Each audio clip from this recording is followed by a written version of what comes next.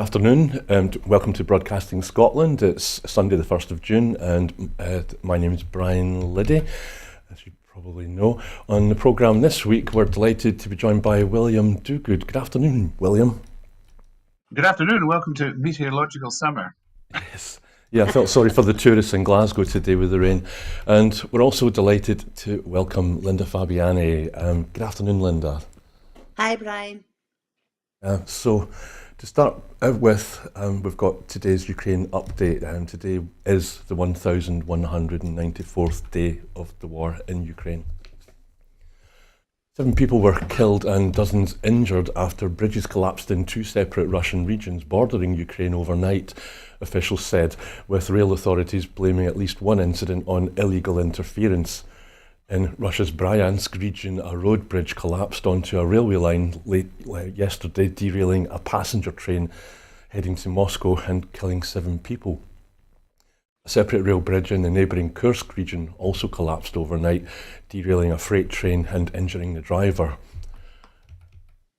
Ukrainian air defences were trying to repel a Russian air attack on Kyiv. The Mayor Vitaly Klitschko said early today air raids and missile alerts were issued just before 2 a.m. this morning.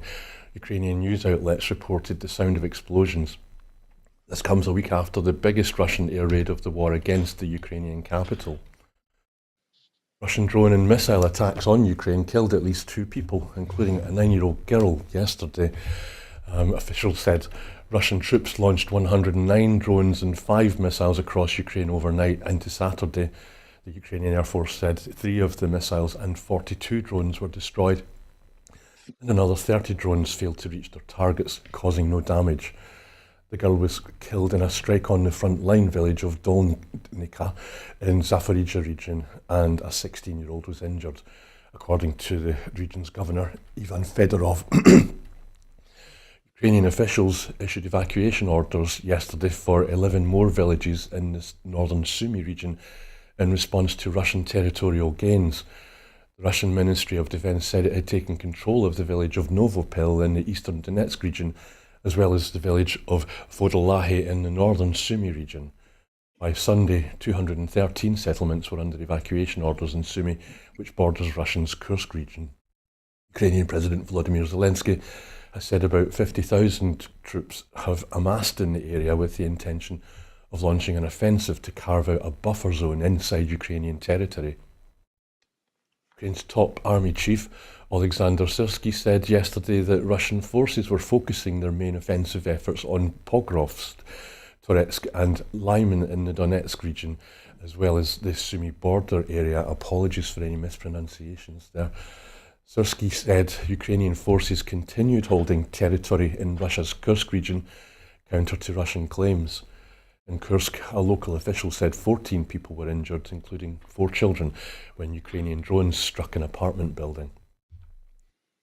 Zelensky said Russia was undermining diplomacy by withholding a promised memorandum setting out its position on ending the more than 3-year war. Talks have been tentatively scheduled for Istanbul during the coming week, but for some reason the Russians are concealing this document. This is an absolutely bizarre position. There is no clarity about the format, Zelensky said. Ukraine has provided its peace terms, but in a delaying tactic, the Kremlin has said it will only reciprocate at the negotiating table, leaving Kyiv unable to properly prepare for the meeting. On Wednesday, Angus Robertson welcomed a new agreement which will strengthen business links between Scotland and Ukraine and support the recovery and reconstruction of Ukraine. This week, he signed a memorandum of understanding between the Scottish Government and the Ministry of Foreign Affairs of Ukraine, committing the 2 governments to strengthening trade and investment links through information exchange and practical support for businesses working in both countries. Linda, it seems to me that this week's update was just almost entirely just summing up conflict and casualties and people dying. Very little movement politically. That there was one item there about negotiations. What's your thoughts? Well, I think my thoughts haven't really moved on from where they've been for a few weeks now, which is the obvious procrastination and game playing by Putin, in terms of, making promises, making agreements, and then breaking them, deliberately holding back information. He's not just playing games with Ukraine, he's playing games with Trump, he's playing games with Europe. It's all over the place, and meanwhile, people are dying. So it's almost like stalemate. And I see that you said that President Zelensky was looking at a Ukraine offensive for a buffer zone. Meanwhile, Russia's still advancing and small towns and villages being evacuated in the force of Russian aggression. There's just no hope of anything happening in the near future that I can see, the way that Putin is behaving. And I wish I had something more positive to say. I'm pleased about the way that the Scottish Government is standing up for Ukraine in terms of Angus Robertson, the trade deal, but also noticed that John Swinney was meeting a lot of Ukrainian nationals in Edinburgh recently to pledge support. But, it's toty in the greater scheme of things with what's happening in that country. Just awful. Thank you, Linda. William, Linda mentioned the SNP, Angus Robertson. Do you think, will that make any difference? Well, every gesture is worthwhile, and it can be more than a gesture if it provides genuine support for individuals. But Scotland's overall influence on this, as Linda said, is pretty minimal. Toty, as she said.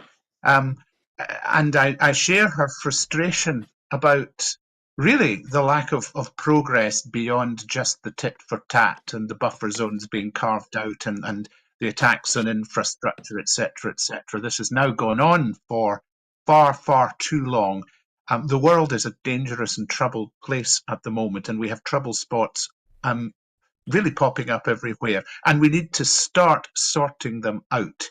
And that requires good faith, which I suspect is lacking in many of them, and particularly lacking in Ukraine.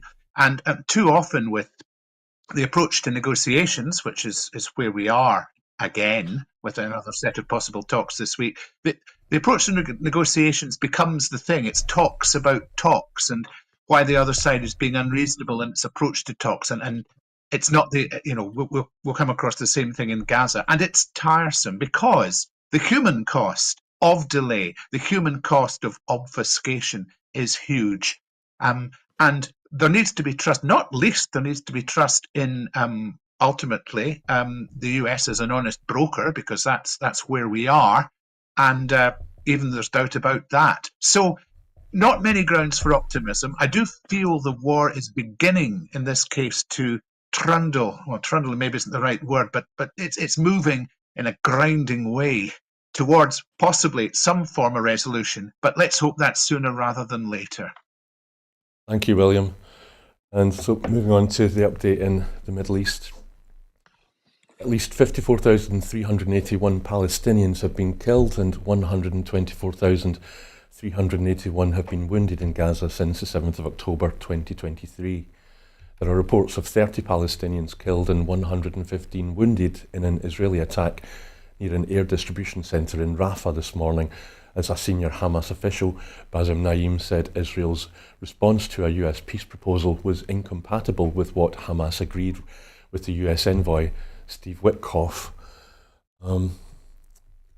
Linda, I'll come to you again if that's okay. Quite a brief but still depressing update today. Again, anything to say? Oh no, not really. Some of the things that William mentioned about Ukraine directly relate to this for me as well. He talked about needing good faith players. Well, Netanyahu and his cronies are certainly not acting in good faith as far as I am concerned. I do have some reservations about Hamas as well. in terms of moving forward. Because, you know, what we're hearing yet again is, to use William's other phrase, we're having talks about talks. This is not as was agreed, this is what was said, and these arguments go on. And the third thing I would reference what William said about Ukraine, also about Gaza, was the US being an honest broker. See, you know, we have doubts about that. Of course we do, because goodness knows what President Trump will come out with next in relation to Gaza. But in the midst of all this, there is terrible, terrible strife. People dying, people being injured, people starving. Reports of people being attacked because in hunger they're trying to get food. And while all this is going on, we have settlements being agreed in the West Bank by the Israeli government, regardless of the residents of the areas there. I think it was 22 they announced that would be confirmed as Israeli settlements. I've listened to some Israeli commentators talk about this as good news for the Palestinians in the West Bank, because they could all live together as they have for decades, they say. Now, come on, who are you kidding? If there's any spark of good news, perhaps it's the internal protests in Israel that we don't hear enough about. You have to search to find what's happening about people protesting in Israel against the war, former veterans, etc. But every day there are more and more casualties. Every day there are more and more people hungry, and children being maimed and orphaned, parents losing their entire family. The frustration I feel is huge that we have a world today that this kind of thing can be going on, and that all the rest of them are saying, oh, we can't do anything. Well, yes, you can. You can sort out Netanyahu. You can stop the investment. You can stop the arms. I was really, I don't know about William, but I was really reluctant to use the term genocide when all this kicked off and people started using that term. I was reluctant to use it because I didn't want to downplay the meaning of genocide. But I'll tell you what, I have no hesitation in using it now, because it seems to me it's very, very plain that that's what's afoot. Thank you, Linda. William, would you agree it's genocide? Actually, yes, I've shared Linda's reservations about using genocide, and the term genocide, because it's a defined term, it's often used as a kind of thing where we say, well, we don't actually fit the dictionary definition of genocide, therefore it's kind of something we'll do nothing about. Whether you call it genocide or not, it's absolutely unacceptable beyond the pale extermination of large numbers of individuals, either through military action or through starvation. And that is completely and utterly unacceptable, however you label it. Yes, actually, though, I do tend to share Linda's view that this undoubtedly now qualifies, certainly in my eyes, as being a genocide. There are some differences between the Ukraine negotiations and the prospective Gaza negotiations. The first one is that it is actually fairly grotesque to talk in terms of it being a ceasefire negotiation when it's not really a conflict between two sides that are equally matched, but a slaughter. And that certainly is important. And the other thing that must be remembered is that in the background, the really big problem is going to be famine very soon. Thank you, William. We seem to have temporarily lost Linda. Hopefully she'll be able to log back in soon. Elon Musk has gone with a whimper, not a bang, back to California to sort out the car business that he wrecked. Did he jump, or was he pushed, or had he finished what he had been told to do with his Doge department? Trump pulled a NASA nomination. The entrepreneur and commercial astronaut, whatever that means, Jared Isaacman, his nomination was pulled just a few days before he was meant to get confirmed by a vote at the Senate. Isaacman was a Musk ally, so maybe Musk was told to take his friend with him. And then there's Trump's tariffs, which were declared illegal or unconstitutional by the US Court of International Trade. Trump's administration swiftly put in an appeal, a federal appeal to the Federal Appeals Court on Thursday, which was granted. But it's only going to be temporary. The tariffs are going to be back again in July.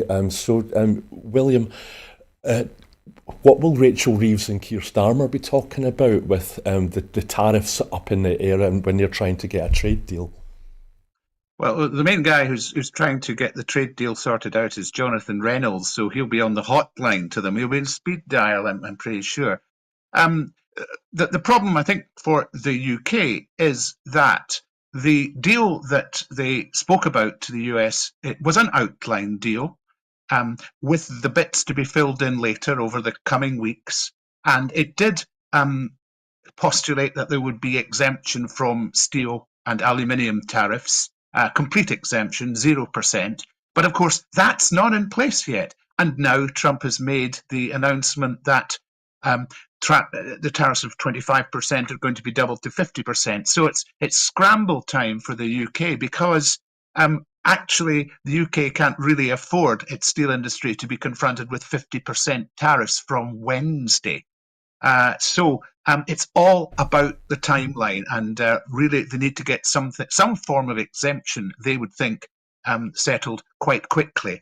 The other side of that coin is, of course, the old taco thing with Trump always chickens out, because what we've got here is chaos and confusion in world trade caused by Trump constantly changing his mind, whether it's backing down, whether he thinks it's strategic and a smart way to do business. Who on earth would invest in any business trading with America right now when you don't know what the conditions you're going to be trading under are going to be from week to week? And that, as much as anything, is the problem for UK businesses, and it's certainly a problem for the UK government as it thinks about what they do next. Thank you, William. Linda's trying to reconnect. So, I mean, Trump's famously said that tariffs was his favourite word in the English language. He's also more than once said that foreign businesses that ship products to the US, they were going to pay the tariffs, but in reality it's the US companies that are importing the goods that pay the tariffs. Walmart said that it's probably not going to be able to absorb all the pressure it's under with tariffs, but really tariffs are really going to make small businesses more vulnerable, are they not? They're going to make small businesses more vulnerable, but they're also going to be very expensive for US consumers. And that hasn't properly hit them yet. Okay. So, We'll move on. We have action. I can see action to your other side, Brian. Linda may be on her way back.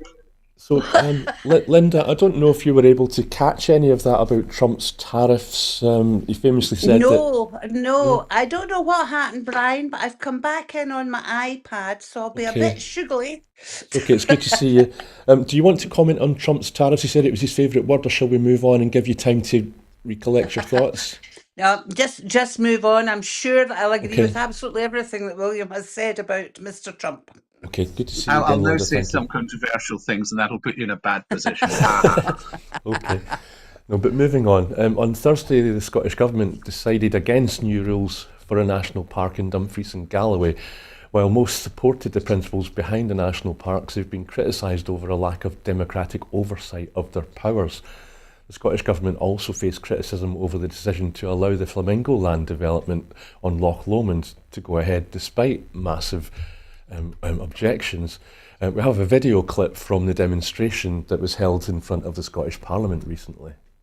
Earlier on, some of our ballot contingent have made it. There was a bit of a delay on the road, but I'm really delighted to be able to introduce Sam Payton, who is the founder of the Save Off Lomond campaign. Sam and I have been leading this campaign for pretty much a decade now. This has been a community-based campaign.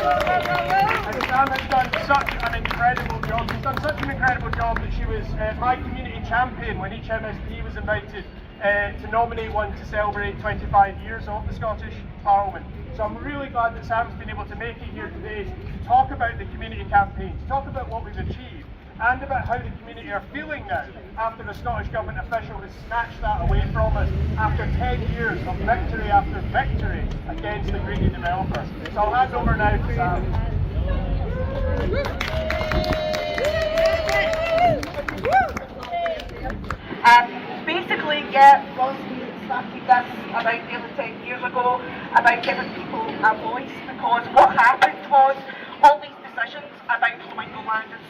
Loch Lomond were made behind closed doors between public bodies, i.e. Scottish Enterprise, the National Park and many other stakeholders, but nobody thought of asking the actual people who lived in the area. We never knew about it until the day it was published into the media in 2016, telling us that Flamingo Land was going to be the preferred bidder. Now that's how the locals found out. We couldn't believe it.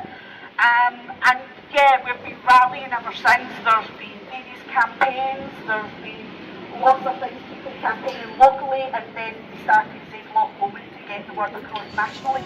Because what we were finding with the local campaigns, we were getting basically accused of being NIMBYs, and we just didn't want this on our back gardens. Now, the thing is Loch Lomond doesn't just belong to the locals, it belongs to the rest of the people of the world. For Loch Lomond, for the community of Bal, and for Scotland's world-famous natural heritage. It is not too late. Scottish Greens, the Save Loch Lomond campaign and the community in Bal are demanding that ministers step in, recall and reject Flamingo Land's mega resort and save Loch Lomond. That was Ross Greer of the Scottish Greens at the Save Loch Lomond campaign the other day there. Linda, can you help us make sense of the Scottish Government's decisions, two different decisions, but not to have a national park in Ayrshire, South Ayrshire and Galloway, I think it is, and yet to be happy to go along with Flamingo Land and Loch Lomond? No. Oh. A quick answer. Neither of them are sort of within my sort of direct patch or places I've been lately. I am puzzled by it. I mean, I do have concerns about the role of the reporter in Flamingo Land, I have to say, because this isn't the first time that this has happened as far as developments are concerned. And it's all very well saying we're going to have all these conditions, but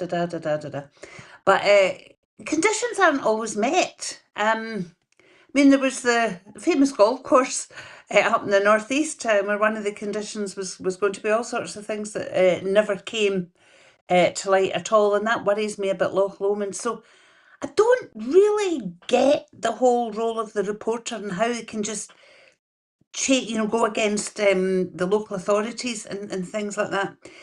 As far as the national park in Galloway is concerned, a few months ago I was down there as a tourist, and it was really interesting to see both campaigns. There was a sort of equal balance from what I could see of those for and those against. And I know that when the consultation came in, there was, I think it was something like 58 or something % for, and the rest is against, and the rest for. So the consultation had more people against than for. But I do worry generally about the role of landowners and money people down there. I mean, you've got the Duke of Buccleuch's down there, you've got all these land holdings, and Galloway's been the forgotten part of Scotland for many, many years now. There's a lot of infrastructure needing carried out there. Would it be improved by the designation of a national park? Not convinced it would be. I think there's more to it. I would like to see more teeth in the Land Reform Bill, for example, tying in, it's not just the Highlands that we need land reform, there's places like Galloway as well. So I would like to see more radical policies all coming together and looking at the whole picture rather than just saying, well, if we do this, everything will come right, because everything doesn't come right. You need to have a proper strategy. So, national park on its own in Galloway, jury's out for me on that one. Work needing done and land reform being key to that, yes, I'm for that. Thank you, Linda. William, do you think the Scottish Government's facing two opposite directions at the same time on this, or can you see some sense? I'd struggle to make any sense of it as well. The opposition to Flamingo Land is so overwhelming from not just the Greens, but the National Trust, from SEPA, 155,000 people. And it was unanimously rejected by the planning authority. And interestingly, from the point of view of national parks, it's the planning authority for the Loch Lomond and Trossachs National Park. So that says something about the objections to Galloway of one of the objections is that it would be difficult for developers to secure planning permission for projects. Well, if that's the way it pans out in Loch Lomond and Trossachs with planning permission when it can be overridden by the Scottish Government reporter, which is effectively the Scottish Government getting involved in it, then actually that objection very likely falls to the ground. So in a sense, maybe it is looking both ways, and it'll be interesting to see what happens next. I absolutely echo what Linda says about planning conditions, of which I believe there are 49 with Flamingo Land. Once the thing is built, the things that were promised or were laid out in those statements will just vanish like snow off a dike, and you won't be able to do a thing about it because you'll be stuck with it. And that so often is the case. I think there's a lack of trust with consultations. I don't think people necessarily believe that what they put into consultations will be listened to properly. And I've got to say, if people in Dumfries and Galloway are saying that about their consultation, they're borne out by what's happening in Flamingo Land, or rather in Loch Lomond. So it's a mess, and it needs to be fixed. And we need to think a bit more in a more joined up fashion about what developments we can have and the setting in which we can have them and how it benefits the local community. That's absolutely key. Flamingo Land maybe will provide a few jobs, but it'll be low pace service sector jobs, not necessarily what the region needs. And the main beneficiaries will be 300 miles away in Yorkshire. And that ain't acceptable. That ain't acceptable to this particular member of the sovereign people of Scotland. Thank you very much. Thank you, William. Linda, I should move on, but I'm just intrigued by the word NIMBYism. The campaigner for Save Loch Lomond used it in the video clip.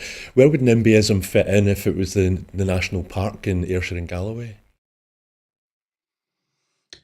Gosh, Brian, there's a question for me. I don't know. I mean, there's no sort of real big planning issue in the proposal already. That comes afterwards. But I do remember that once the National Park Loch Lomond was established, and it's the National Park Authority, there have been some run-ins about various things. I don't think it was necessarily NIMBYism, though. There was. Do you know, there's that whole thing about national parks, are they democratic? But then you can have that argument about local authorities as well. Are local authorities always democratic? Because, so much depends. Yes, they've got elected members, and that on the face of it is democratic. But then how the elected members run the local authority sometimes would seem to me not to be hugely democratic. Because it's all about including local people and letting local people have their say, which William alluded to, and doing things for the benefit of the community. So there's all these arguments ongoing. But as far as NIMBYism's concerned, in Loch Lomond, there was all the trouble about, for example, having the speedboats on the loch, etc. There's been issues about rough camping, wild camping, all these things. But this is the first, I think, and correct me if I'm wrong, William, I think this is the first proposed big development within the national park at Loch Lomond. A sort of big commercial development. And I don't know who was talking about NIMBYism. I found it difficult to make out some of what the lady was saying when she was talking there. So I don't know what that particular issue was. That's okay. Yeah. Don't worry. Yeah. I can give you a couple with Dumfries and Galloway if you like. Yeah. Potentially. I think some of the objections in Dumfries and Galloway have been that it will put house prices up, but there's also concerns about the ability to cope with tourism. So those would be two things. Ironically, on the supporter side, there's also an element of NIMBYism because one of the positives that they saw in it that it would prevent it becoming, quote, a dumping ground for inappropriate wind farms. So there you go. But in terms of the tourism, if you just look at, for example, Skye, and if you look at the NC 500, I think maybe the locals have a point, and that's where we come to joined up thinking, because you've got to think in terms of the infrastructure that you're going to need if you're going to designate these things this way, and you've got to invest in them properly in order to make them work. Thank you, William. Absolutely. And the NC 500 is an absolutely excellent example of how things can be, inverted commas, too successful without the joined up thinking and the infrastructure having gone before it. Okay, thank you, Linda. And so moving on, like much of UK public spending in recent years, defence spending has failed to fund the requirements to maintain the armed forces' munitions production. Now the UK Labour government says it will increase defence spending to 3% of GDP. However, it will do that while cutting public spending, in particular targeting the disabled with £3 billion in cuts. William, I'm just wondering, how will this be perceived in the middle of a cost of living crisis? And where do the conflicts in Ukraine and Gaza come in here when you're talking about munitions being increased? Well, probably not very much with Gaza. What we're really looking at in terms of increased defence spending across the board in Europe is Europe actually looking at the new age where it can't depend on the US to look after it anymore. In one sense, that's fairly healthy. The other sense of it, where actually you can't trust the US as far as you can throw them, is actually just a new difficulty that's going to plague us for, I suspect, quite some time to come. So there's a general expectation in Europe that everybody is going to increase their defence spending, and we're going to properly be able to defend ourselves against any future issues that arise out of whatever emerges from the settlement of the Ukraine war. So, yes, I've quite forgotten my thread about where I was going to next. So why don't you ask me another question? Okay, no, that's good. Linda. Linda. So £3 billion of cuts to public spending, but increased spending on munitions when there's a war going on in Ukraine and Gaza. Is there a connection? Well, I think the connection is more about Ukraine than it is about Gaza, and quite rightly, Europe, mainland Europe, is concerned about the potential further expansion of Russia if they get their own way in Ukraine. We can use, all the cliches about Putin thinking he's Peter the Great and whatever. And even though we made the misguided decision to the UK to come out of the European Union, we still have allies in mainland Europe, and we have a lot of links with mainland Europe. So, however, what I would say is, whilst there is an understandable wish to increase defence spending, it should not be done on the back of the poorest within that society. And that's what the UK government looks to be doing, by looking at cuts on disability. And then if you're saying that there's another anomaly there for me, which is the UK government saying they have to increase defence spending because the world is a more dangerous place, blah, blah, blah. As William said, we can't be looking at what was our major ally in the US anymore. But then what they're also doing is hugely cutting the international aid budget. And anything spent on international aid for me is looking at the grassroots of where conflict comes from, because conflict generally comes from poverty and people being treated unfairly. So I don't think, to use the phrase we've already used, the joined up thinking is going on in this. And I think the wrong political choices are being made.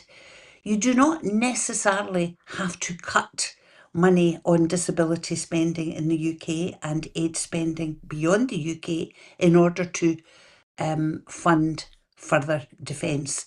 And again, looking at the whole picture of that, it is a very, very sad state of affairs in the world, and always has been, that when you're going to have conflict, you end up with better deployment because people are having to make all these horrendous weapons and everything else. So there is a bigger picture here that I don't believe has been thought through by the UK government at all, or indeed maybe that's been too kind.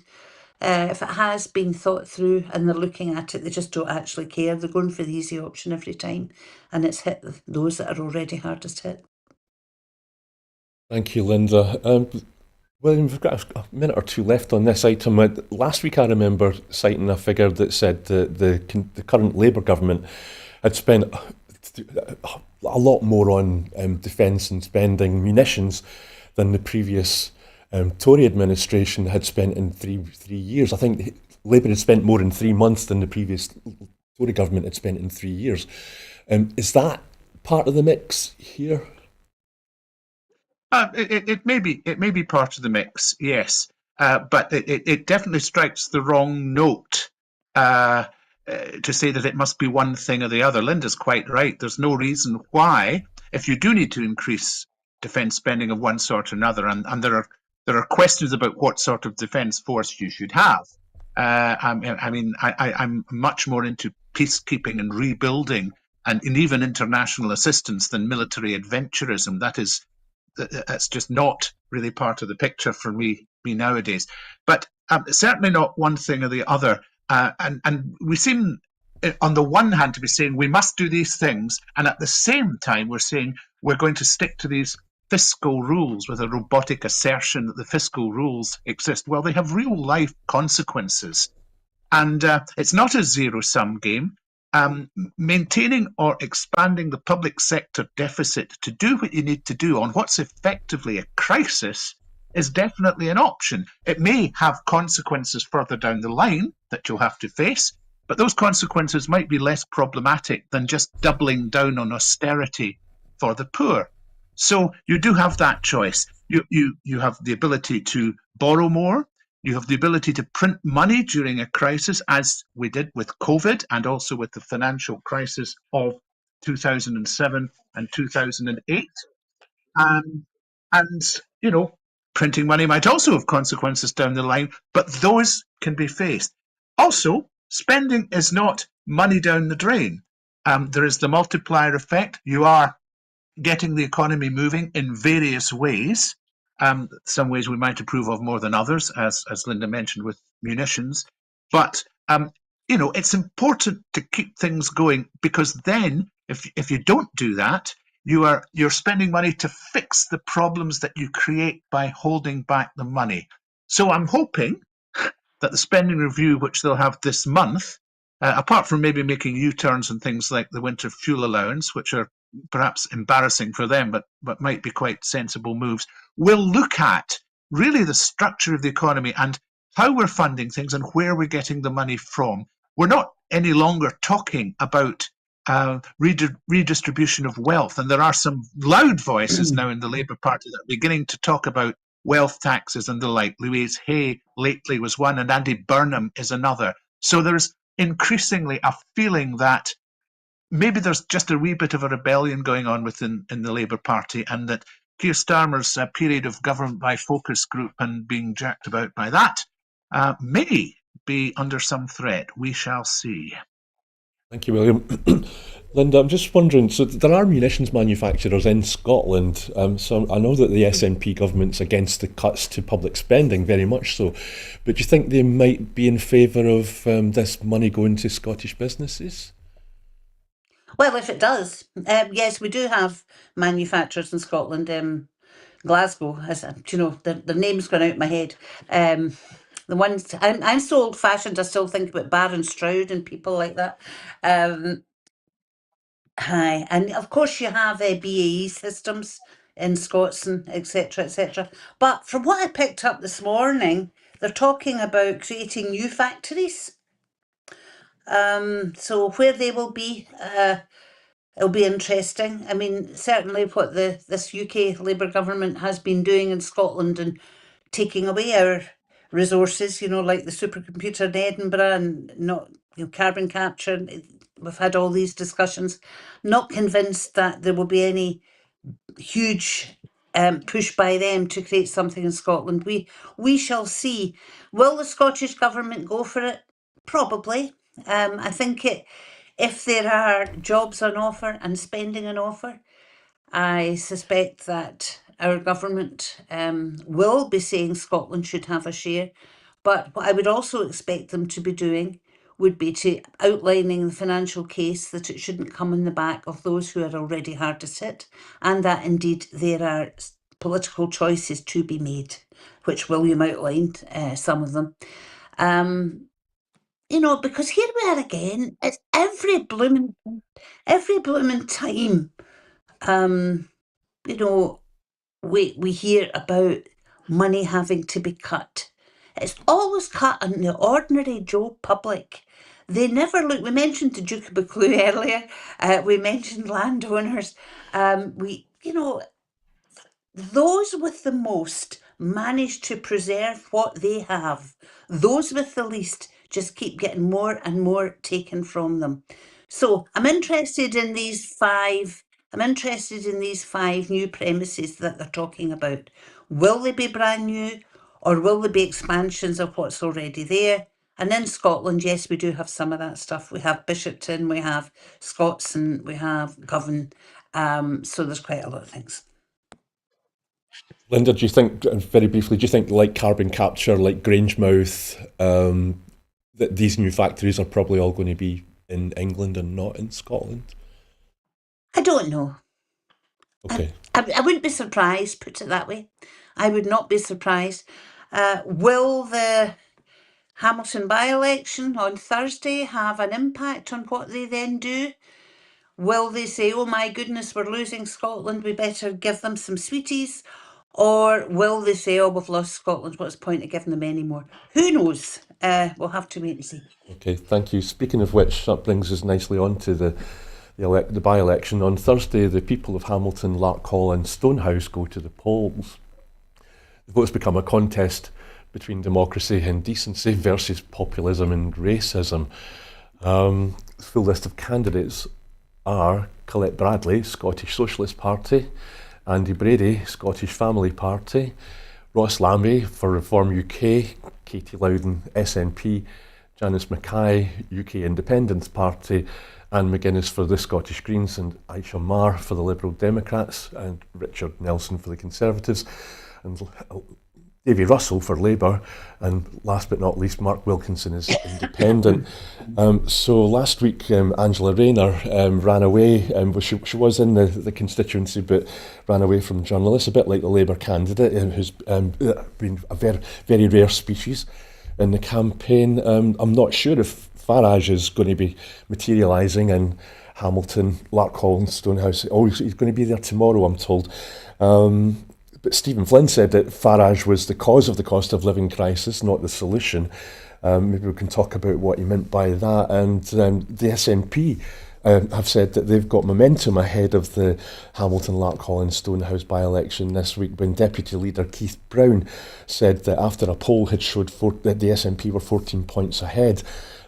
Linda, sorry, that was a bit garbled by me there, but I just wonder, have you heard anything from your friends or ex-colleagues about how the campaign's going, or what they think the outcome is going to be? Well, no, I mean, I live in the neighbouring constituency and I know the constituency fairly well. In fact, part of it I represented in my days as a regional MSP before boundary changes and before I had won the constituency of East Kilbride, so I know it fairly well. I've been working away, I have to say, quietly, delivering leaflets and chatting doors. You know that thing that the Labour candidate has said nobody else is doing except him 24/7.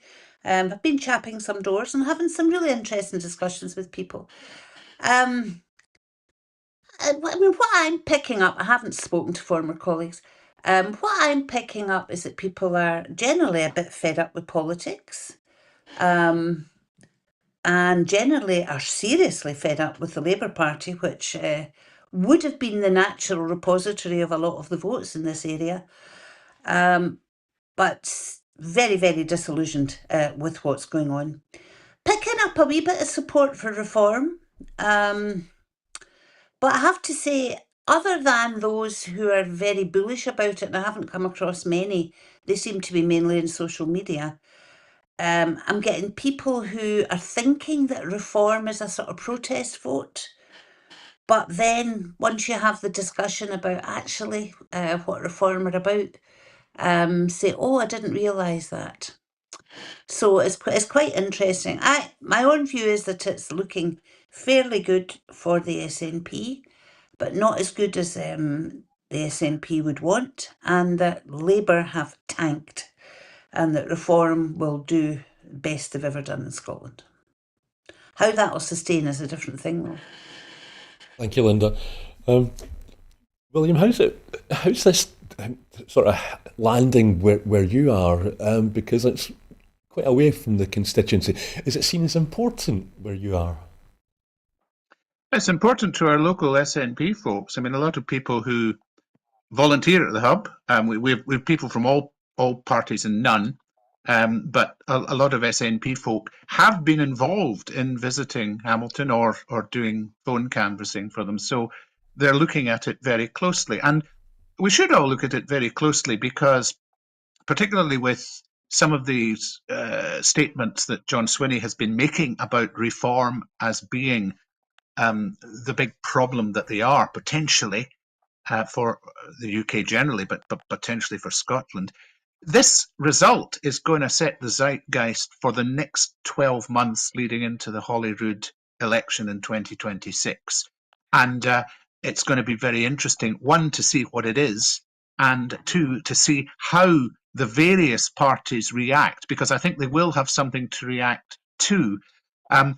The SNP do appear to be in a reasonable position, and the polling would tend to support that, looking at what James Kelly was saying this morning on Scott Goes Pop.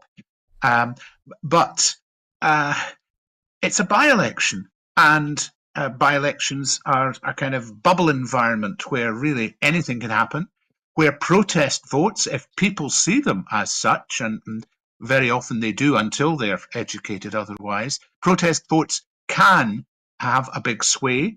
Tactical voting can have a big sway because you can put resources, if you like, into the tactical voting engine that you can't in a general election.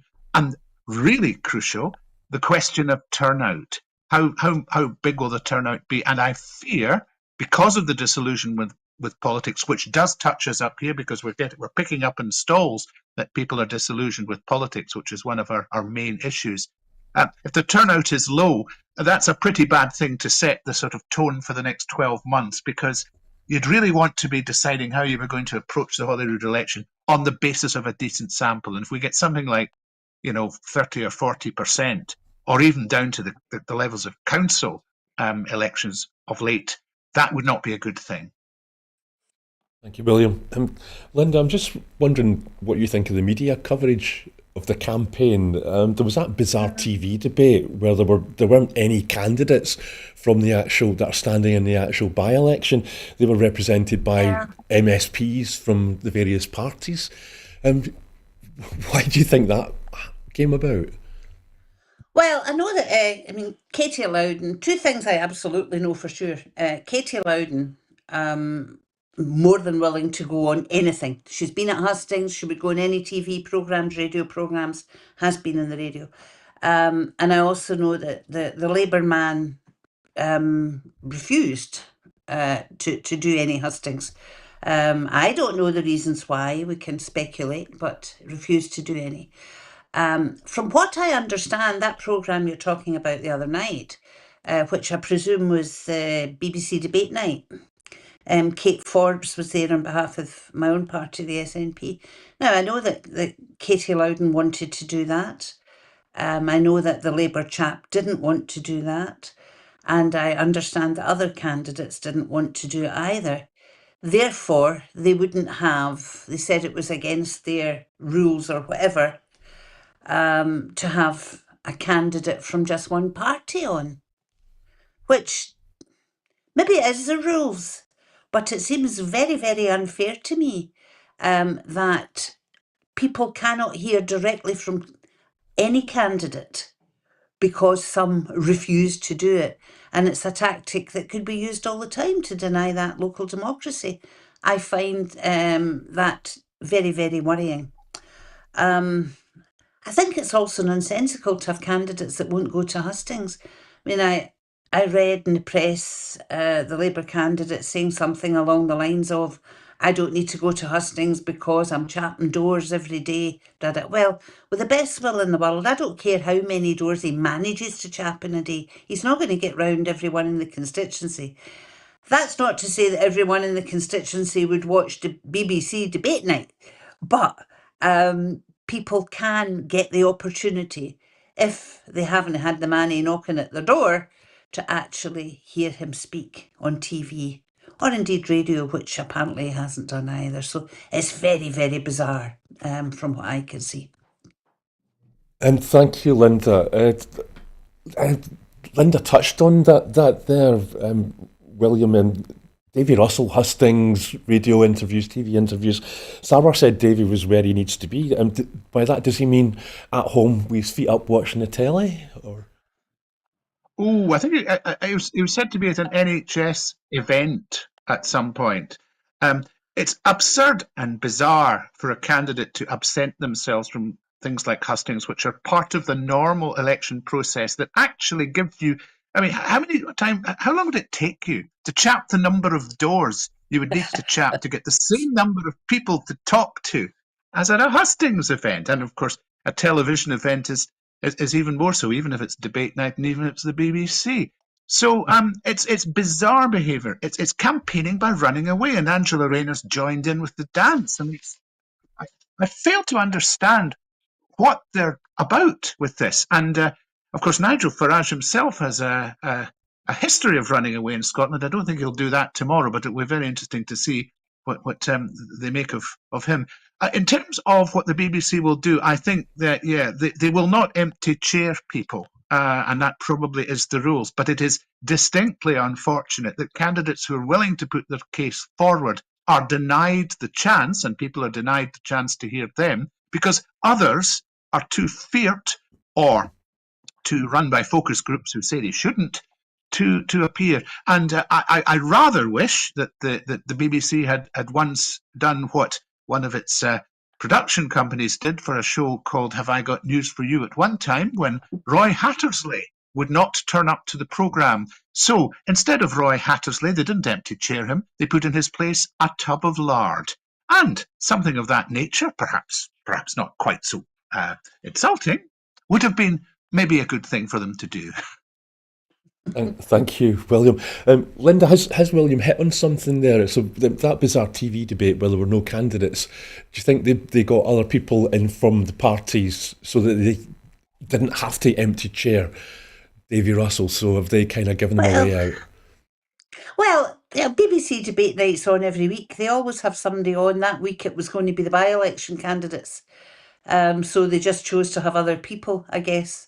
But I would like to see them having a bit more, I'm trying to think of the right words, a bit more nerve, the BBC, a bit more calling out. Because they should be calling this stuff out. They should be saying, by the way, we wanted, at the very least, they should have been saying, we wanted this to be a by-election programme with all the candidates. So-and-so said they'd come. They refused, they refused, they refused. Therefore, this is what we are having to do. That's the very, very least that they should have done. I get really annoyed at the BBC. I mean, we keep talking about Farage, and one of the reasons people keep talking about Farage is because of the amount of coverage that the BBC gives him and that other media and press give him, way out of proportion to what the representation of his party has, and have always done so. And it was interesting that Stephen Flynn talked about Farage as the cause of the cost of living crisis because of Brexit. He didn't do it on his own. He did it with the collusion of some elected politicians. He did it with the collusion of parts of the media and the press. There is a joint responsibility there for the cost of living crisis and for the fact that we came out of Brexit. And the BBC was part of it. Thank you, Linda. William, we've got a couple of minutes left, and it doesn't feel right to leave this topic without speaking more about Farage, although we don't want to give him airtime. How do you think he's going to be received when he turns up tomorrow, and what will the impact be if they do turn out to be in second place? And And apparently, apparently there was a poll that if he was to become Prime Minister, then support for independence is going to jump up. Yeah, I don't think Nigel Farage is popular in Scotland. I think a lot of Scots have seen through him.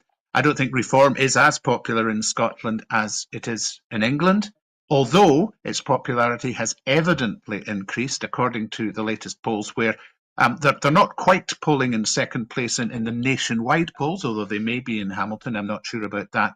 But they're up to 18%. And in the parliamentary election, the Westminster parliamentary election in 2024, they were down at 7%, whereas in England they were 14%. So that's got more. But Farage himself, I don't think really strikes a chord with many Scots, and even those Scots who are looking at reform because they can't be bothered voting for anybody else because they hate them all. They think they're useless. So let's do this self-destructive thing. They don't have a great regard for Farage. He didn't get on well in Scotland last time. He has said, and I think he's still sticking to it, that he would be minded to lead the election campaign in Scotland in 2026. And I would very much say, bring it on, because I think that will be counterproductive for them. But I don't want them to listen to my advice. Just keep that sort of in mind. Okay, thank you. I'm going to be cheeky and steal just one more thing from you, Linda. Farage tomorrow, William said he's not popular in Scotland, or not that popular in Scotland. Do you think he's going to do the Reform UK campaign harm tomorrow? I don't know. It depends how he is greeted. No doubt he'll have his own troops out in force. They'll all be there with their union flags and their. And I have seen it before, bully boy tactics of some of the ones that turn up in support of him. So it depends how he is received. I mean, the nonsense he spoke in Edinburgh of being frightened and being chased, that was a pile of nonsense from what I can hear. One thing that is for sure, whatever happens, if it's anti-Farage, the media will make the most of it, sadly, and it'll be sensationalised. I don't want him to be seen as a martyr. I don't want him welcomed. My own personal view would be it's just best to ignore him and pretend you don't know who he is and walk by him. But there no doubt will be protests against his being there, and I hope it doesn't turn into making him somebody to feel sorry for. Yeah, thank you, Linda. I'm scared to mention the word milkshake, but we better wrap up there. Oh, I hope not. No, they seem to be attracted to him. Well, that's it for this week's Full Scottish. Before I go, I just want to remind you that here at Broadcasting Scotland, we depend on the generosity of you, our supporters. To everyone who has donated and to everyone who has signed up to make a regular monthly payment, we thank you very much. Our costs are around £4,000 every month, and we managed to raise donations of about 2,500. We have raised over £10,000 this year so far, but £10,000 less than we need to be on our target to pay our bills every month, and urgently we need to raise that last £10,000 as much as possible. Our programmes, will always be free to view. However, if you can afford £5 a month, please do consider becoming a Broadcasting Scotland supporter, or please just donate whatever you can afford. So just thank you to my guests, to you, Linda Fabiani, and to you, William Duguid, to both of you for giving up a big chunk of your weekends again. We really appreciate it. Thank you, Brian. Thank you. Okay, hope you can enjoy what's left of the weekend, and the same to you at home. So goodbye and thank you for watching.